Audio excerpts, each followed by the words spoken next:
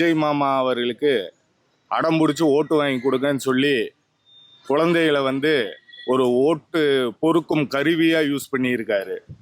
இதனால வந்து என் வீட்டில் வந்து என் குழந்தை வந்து ஓட்டு போட போகும்போது நீங்கள் டிவி கேக்கு தான் ஓட்டு போடணும், இல்லாட்டி நான் சாப்பிட மாட்டேன், தூங்க மாட்டேன், படிக்க மாட்டேன் அப்படின்னு சொல்லி அடம் பிடிச்சி என்னை வற்புறுத்தி டிவி கேக்கு ஓட்டு போட சொல்கிறான் என் பையன். இதை சமாதானப்படுத்துறதுக்கே எனக்கு பெரிய விஷயமா போச்சு. குழந்தைகளை வந்து மிஸ்யூஸ் பண்ணி அவங்கள ஒரு ஓட்டு போடுற ஒரு கருவியாக, ஓட்டுக்கு யூஸ் பண்ணுற ஒரு கருவியாக யூஸ் பண்ணியிருக்கார் விஜய். இது இவங்க இப்படி சொல்லலைன்னா, விஜய் அவர்கள் இப்படி சொல்லி குழந்தைகளுக்கு அழுத்தம் கொடுத்ததுனால தானே இந்த பிரச்சனை. பிஞ்சு மனசுல நஞ்ச வச்சது யாரு சொல்லுங்க? விஜய் தானே. டயா பூஸ்டர் சுகரை கண்ட்ரோல் பண்ணும், உங்க ஆரோக்கியத்தை மீட்டு தரும். சர்க்கரையை கட்டுப்படுத்துறதுக்கான எளிமையான வழிமுறை, இயற்கையான வழிமுறை. அனைத்து மருந்து கடைகளிலும் கிடைக்கும். வணக்கம், என் பேர் பாலகிருஷ்ணன். நான் கணபதியில இருந்து வர்றேன். நான் விடுதலை சிறுத்தை கட்சியினுடைய தொண்டரணி மாவட்ட அமைப்பாளர். போன 21ஆம் தேதி வந்து டிவிகே தலைவர் விஜய் அவர்கள் வந்து ஒரு பரப்புரையின் போது குழந்தைகளிடம் வந்து எப்படி நீங்கள் வீட்டில் மிட்டாய்க்கும் துணிமணிக்கும் எப்படி அடம் பிடிச்சி ஓட்டு வாங்கி எப்படி அடம் பிடிச்சி வாங்குறீங்களோ அந்த மாதிரி விஜய் மாமா அவர்களுக்கு அடம் பிடிச்சி ஓட்டு வாங்கி கொடுங்கன்னு சொல்லி குழந்தைகளை வந்து ஒரு ஓட்டு பொறுக்கும் கருவியாக யூஸ் பண்ணியிருக்காரு. இதனால வந்து என் வீட்டில் வந்து என் குழந்தை வந்து ஓட்டு போட போகும்போது நீங்கள் டிவி கேக்கு தான் ஓட்டு போடணும், இல்லாட்டி நான் சாப்பிட மாட்டேன், தூங்க மாட்டேன், படிக்க மாட்டேன் அப்படின்னு சொல்லி அடம் பிடிச்சி என்னை வற்புறுத்தி டிவி கேக்கு ஓட்டு போட சொல்கிறான் என் பையன். இதை சமாதானப்படுத்துறதுக்கே எனக்கு பெரிய விஷயமா போச்சு. இதே மாதிரி மக்கள்கிட்ட எவ்வளோ குழந்தைகள் வந்து இப்படி சொல்லி விஜய்க்கு ஓட்டு போட சொல்லியிருக்காருன்றது மக்களுக்கு தெரியும் நல்லாவே. இது சம்பந்தமாக வந்து குழந்தைகளை வந்து மிஸ்யூஸ் பண்ணி அவங்கள ஒரு ஓட்டு போடுற ஒரு கருவியாக, ஓட்டுக்கு யூஸ் பண்ணுற ஒரு கருவியாக யூஸ் பண்ணியிருக்கார் விஜய். இது வந்து சட்ட ரீதியாக ரொம்ப குற்றமான விஷயம். இது சம்பந்தமாக வந்து நான் இன்னைக்கு காவல்துறை ஆணையரிடம் புகார் கொடுக்க வந்திருக்கேன். நேற்று வந்து எலெக்ஷன் கமிஷனுக்கிட்ட இமெயில்லையும் போஸ்ட் மூலியமாகவும் புகார் அளிச்சிருக்கேன். இது சம்பந்தமாக தக்க நடவடிக்கை எடுப்பாங்கன்னு நம்புகிறேன். அப்படி கமிஷனர் நடவடிக்கை எடுப்பார், எலெக்ஷன் கமிஷன் நடவடிக்கை எடுக்கும்னு நம்புகிறேன். அப்படி அவங்க நடவடிக்கை எடுக்கலைன்னா நான் நீதிமன்றத்தை நாட போகிறேன். நன்றி, வணக்கம். யாருக்கு ஓட்டு போட்டீங்க? நான் அது சொல்லக்கூடாது இல்லைங்களா?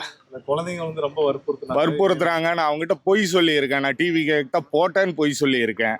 அப்படி சொல்லனால என் வீட்டில் பிரச்சனை இல்லாமல் போகுது. இது என்னையும் பொய் சொல்ல வச்சுருக்காங்க இல்லையா? இது இவங்க இப்படி சொல்லலைன்னா, விஜய் அவர்கள் இப்படி சொல்லி குழந்தைகளுக்கு அழுத்தம் கொடுத்ததுனால தானே இந்த பிரச்சனை. எவ்வளவு நாள்?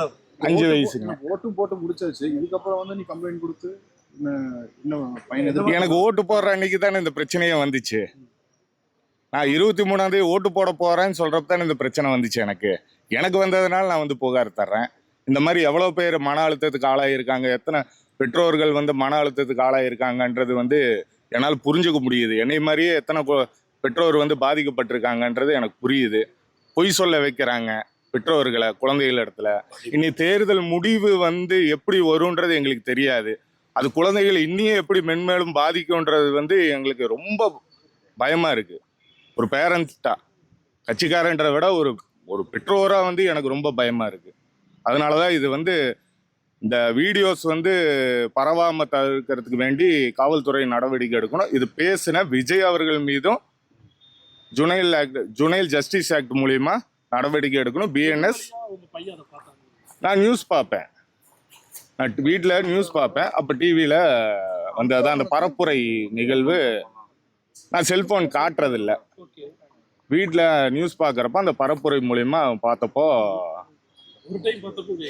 ஒரு டைம் பார்த்தது தான். அவன் கொஞ்சம் விஜய் ரசிக்கிறவன், அதனால கொஞ்சம் மனசுல பசுமரத்தாணி போல பதிஞ்சிருச்சு அவன் மனசுல. வேற ஒன்றும் இல்லை. 5 வயசுங்க. எதுங்க? அது குழந்தைய தானே கம்ப்ளைண்ட் பண்ண. நான் இப்படி போய் பண்ண முடியும்? 1098க்கு வந்து நான் பண்ண முடியாதுல்ல. குழந்தைகளுக்கு ஏதோ அபியூஸ் வந்துச்சு. நான் அதனாலதான் காவல்துறைக்கே வந்து புகார் சொல்ல வரேன். கரெக்டு தாங்க. முதல்ல நான் எலெக்ஷன் கமிஷன் அதாவது வந்து இதை பேசினவர் மேல முதல்ல தப்புங்க. அதை தடுக்காம விட்ட சைபர் கிரைம் மேலேயும் தப்பு, அவங்க மேலே நடவடிக்கை எடுக்காத எலெக்ஷன் கமிஷன் மேலேயும் தப்பு. இந்த தப்பை நான் சொல்றதுக்கு தான் வந்திருக்கேன். இது அவங்க மேற்கொண்டு அவங்க மேலே நடவடிக்கை எடுக்கலைன்னா நான் நீதிமன்றத்தை நட போறேங்க.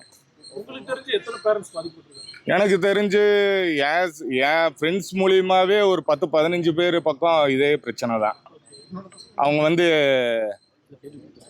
வேற வேற கட்சிக்கு ஓட்டு போடுறவங்க, வேற வேற கட்சியிலும் இருக்கக்கூடியவங்க, ஓட்டு போடுறவங்களும் சரி, பொது வெகுஜன மக்கள் தான், அவங்களும் பாதிக்கப்பட்டிருக்காங்க.